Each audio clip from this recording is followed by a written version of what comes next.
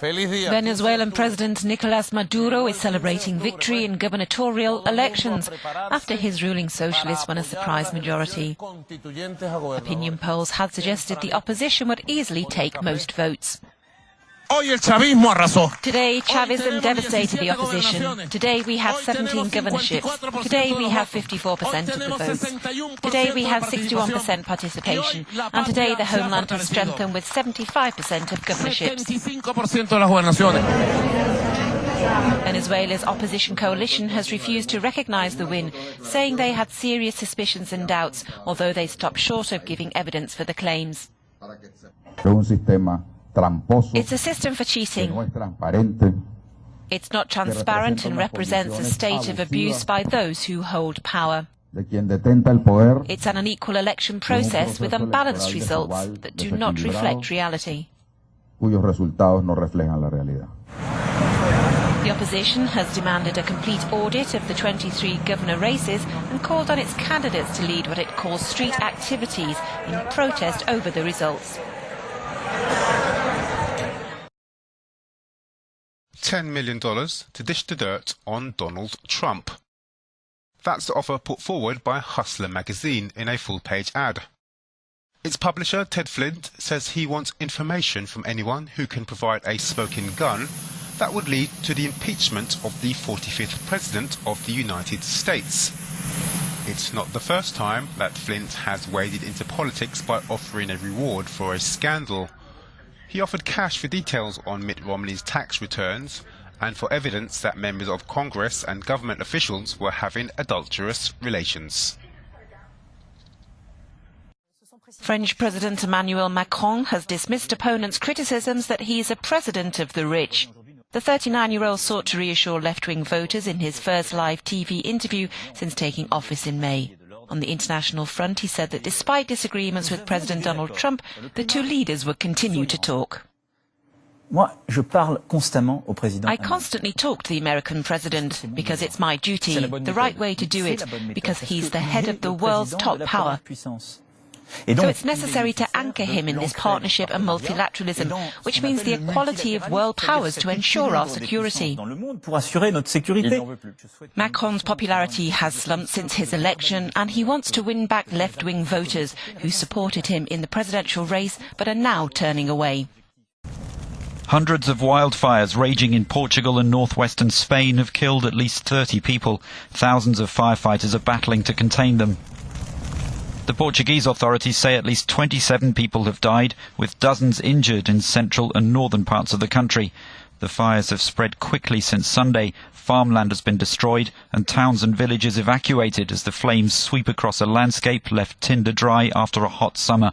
A blaze in June killed 64 people.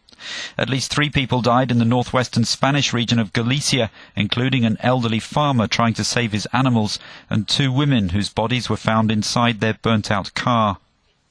Officials in both countries say arsonists are often to blame. Spanish authorities say some have been identified and could face up to 20 years in jail.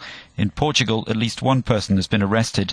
Across the region, the flames have been fanned by strong winds linked to Hurricane Ophelia as it swept up the Iberian coast.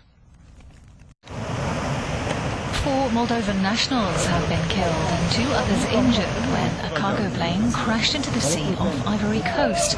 4 French citizens survived the crash but were injured. Several Ivorian security sources say French soldiers are among the wounded. The crash happened near Abidjan, the main city in Ivory Coast. We saw smoke and something white fell, so my uncle thought it was a military exercise, he says. When we got out of the water, we saw a body floating there. It was on its back. We thought he drowned. We pulled the body out of the water. We thought he was alive. We tried to revive him, but he was dead.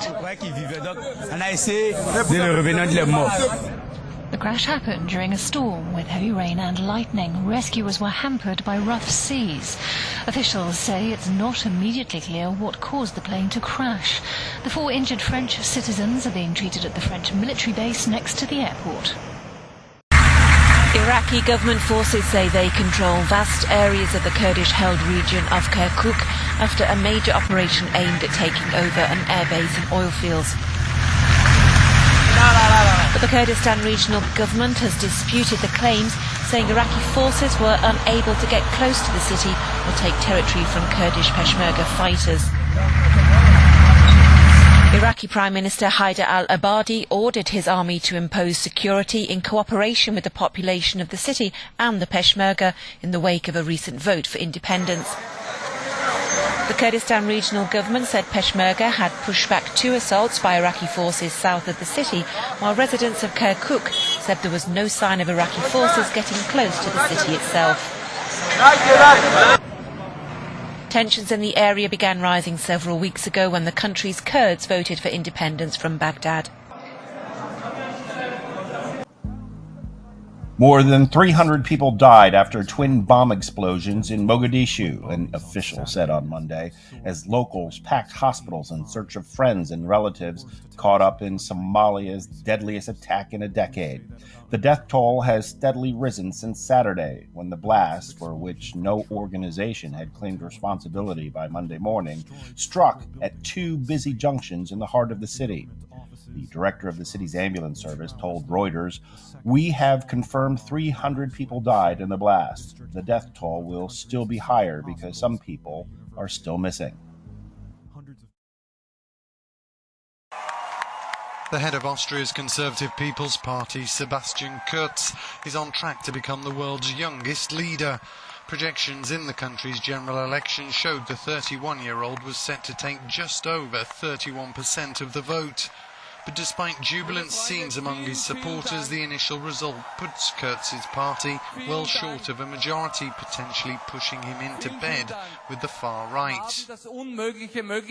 "We have made the impossible possible," he said. "Thank you for your commitment and for this historic success. It is our task to talk and work with all the others for our country, and it is our task to change the country for the better." As counting continued, the Social Democrats of current Chancellor Christian Kern were battling it out with the far right for second place. Lamenting Austria's lurch to the right, Kern said, "We've seen a massive shift to the right in the country. During the last 24 months here, possibly more, there's been a constant and brutal right-wing political agenda carried out by political parties, but honestly, we cannot exclude the media from this either."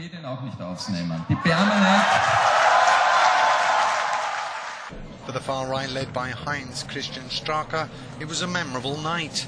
Delivering one of its strongest performances in an election, his anti-immigration Freedom Party was tipped to take just over a quarter of the vote, putting it in a position to rejoin the government after a 12-year absence. Strache had accused Kurz of stealing his policies after the latter had pledged to shut down migrant routes in the wake of Europe's 2015 refugee crisis. Televidente, vamos para un corte comercial. Ahora nos está back e deporte con los colegas Carl Reuter.